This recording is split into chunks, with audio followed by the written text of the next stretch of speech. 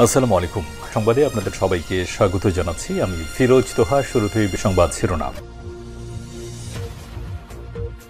বাংলাদেশের সর্বশেষ গুরুত্বপূর্ণ আপডেট সংবাদ আপনাকে স্বাগত। শুরুতেই সংবাদ শিরোনাম, পরে বিস্তারিত। শুরুতেই জানাবো, এবার ঈদে ভারত যাচ্ছে না বাংলাদেশিরা, কেনাকাটায় সাশ্রয় হবে ৩,০০০ কোটি টাকার বৈদেশিক মুদ্রা।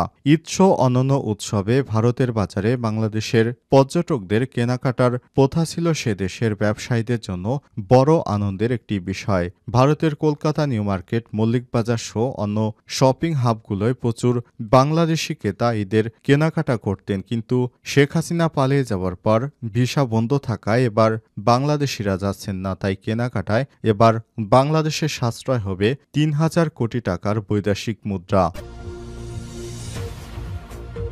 এরপর জানাবো, রোহিঙ্গাদের খাদ্য নিরাপত্তা নিশ্চিতে সব করবে জাতিসংঘ, বললেন জাতিসংঘের মহাসচিব অ্যান্টোনিও গুতেরেস। জাতিসংঘের মহাসচিব অ্যান্টোনিও গুতেরেস বলেছেন, রোহিঙ্গাদের খাদ্য নিরাপত্তা নিশ্চিতে সবকিছুর ব্যবস্থা করবে জাতিসংঘ। আজ রোহিঙ্গা ক্যাম্প পরিদর্শনে গিয়ে সব কথা বলেছেন তিনি। এদিকে বিচারকের জুতা চুরির ঘটনায় মামলা, চোর গ্রেপ্তার। ঢাকা জজ কোর্ট জামে মসজিদে বৃহস্পতিবার ১৩ মার্চ জোহরে নামাজ পড়তে গিয়ে ঢাকার স্পেশাল জাজ আদালত ১০-এর বিচারক রেজাউল করিমের জুতা চুরির ঘটনা ঘটেছে। অবশেষে সেই চোরকে গ্রেপ্তার করা হয়। এবারে জানাবো, ২৫০০ প্যানেল মেয়র জাহাঙ্গীর গ্রেপ্তার।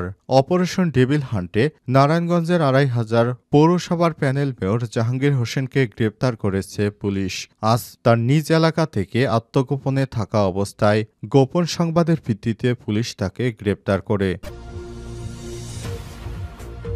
এদিকে পাকিস্তানের সেনাবাহিনীর গুলিতে ১০ জন সন্ত্রাসী নিহত।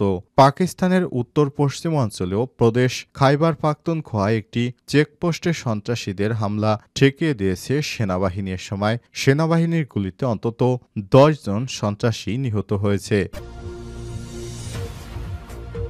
এবং সর্বশেষ জানাবো, বরখাস্ত কর্মীদের চাকুরি ফিরিয়ে দিতে ট্রাম্প প্রশাসনকে মার্কিন আদালতের নির্দেশ।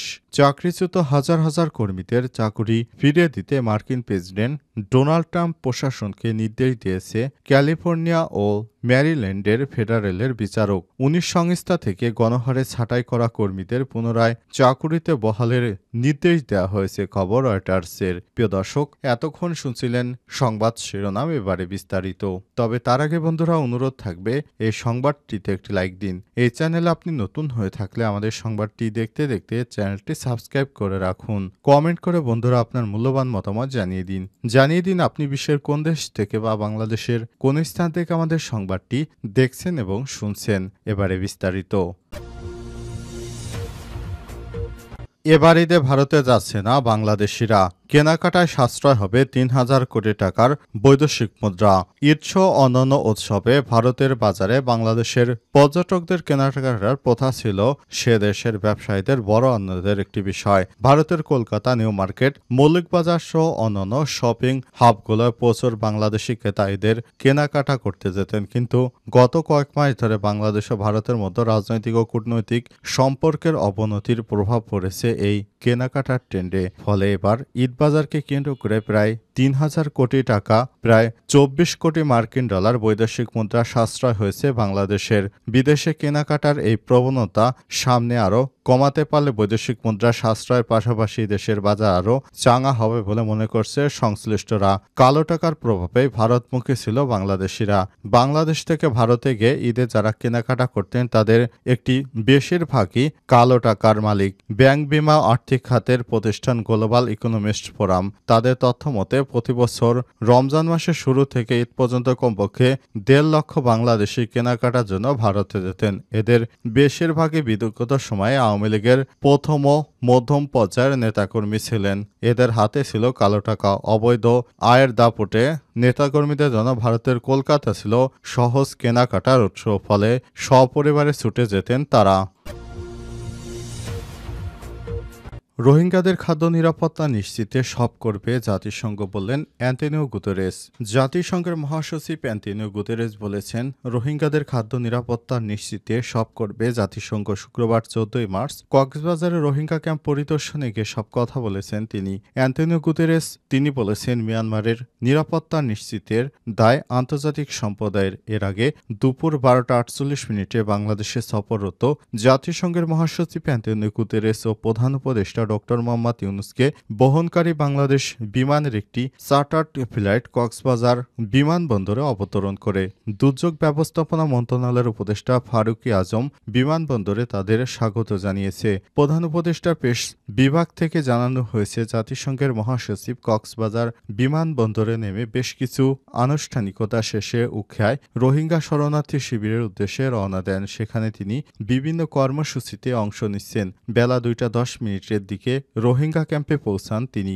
জাতিসংঘের মহাসচিবের কর্মসূচির মধ্যে রয়েছে রোহিঙ্গা লার্নিং সেন্টার, রোহিঙ্গাদের সাংস্কৃতিক কেন্দ্র ও পাটজাত পণ্যের উৎপাদন কেন্দ্র পরিদর্শন করা। এসব অনুষ্ঠান শেষে জাতিসংঘ মহাসচিব উখিয়ায় প্রায় 1 লক্ষ রোহিঙ্গা শরণার্থীকে সঙ্গে নিয়ে ইফতার পার্টিতে যোগ দেন।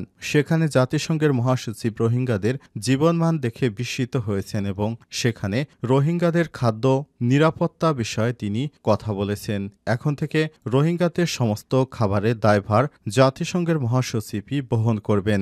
সুতরাং এখন আর বাংলাদেশিদের জন্য কোনো বেগ পেতে হলো না। বিচারকের জুতা চুরির ঘটনায় মামলা, চোর গ্রেপ্তার। ঢাকা জজ কোর্টের মসজিদে বৃহস্পতিবার 13 মার্চ জোহরে নামাজ পড়তে গিয়ে ঢাকা স্পেশাল জজ আদালত 10-এর বিচারক মোহাম্মদ রেজাউল করিমের জুতা চুরির ঘটনা ঘটেছে। খোঁজাখুঁজির এক পর্যায়ে ওই মসজিদেই নামাজ পড়তে আসা মোহাম্মদ সুমন নামে এক ব্যক্তির কাছ থেকে চুরি হওয়া জুতা উদ্ধার করা হয়। সে সময় সুমনকে আটকে রাখে মুসল্লিরা। পরে তাকে কোতোয়ালি থানা পুলিশের কাছে হস্তান্তর করা হয়েছে। কোতোয়ালি থানার এসআই মোহাম্মদ ইমরান হোসেন জানান, এই ঘটনায় ঢাকার স্পেশাল জজ আদালত 10-এর স্টেনোগ্রাফার রাসেল মিয়া বাদী হয়ে কোতোয়ালি থানায় মামলা করেছেন।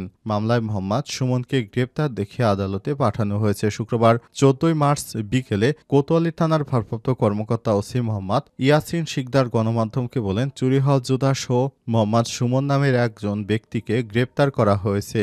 মামলার এজাহারে উল্লেখ করা হয়েছে, ঢাকা স্পেশাল জজ আদালত 10-এর বিচারক মোহাম্মদ রেজাউল করিম নিয়মিত ঢাকা জজ কোর্টের জামে মসজিদে জোহর, আসর এবং ক্ষেত্রবিশেষ মাগরিবের নামাজ আদায় করেন। গত 13 মার্চ দুপুরে ওই মসজিদে 3য় তলায় জোহরের নামাজ শেষে অফিসে আসার সময় মসজিদে রাখা তার ব্যবহৃত 1850 টাকা মূল্যের একজোড়া চামড়ার কালো জুতা খুঁজে পাচ্ছিলেন না। এর কিছুক্ষণ পর অজ্ঞাত পরিচয় এক মুসল্লি মোহাম্মদ সুমনের ডান হাতে পলিথিন ব্যাগে জুতা দেখে সন্দেহ করে 3য় তলায় নিয়ে আসেন।